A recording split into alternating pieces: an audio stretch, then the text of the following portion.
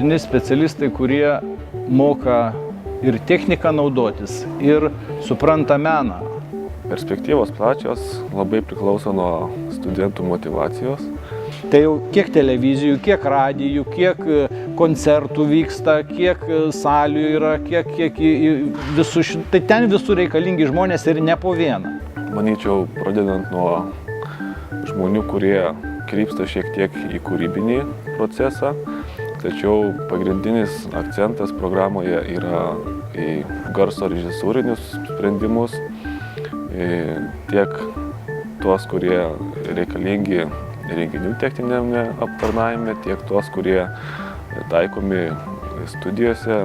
Jeigu žmogus baigęs yra ir su ta mintim, kai jis toliau siekia, mokosi, domisi ir gilinasi, tai 1000 yra jokia, sakykime, tokia, problemėlė, arba galima sakyti, kad realus visiškai uždarbis.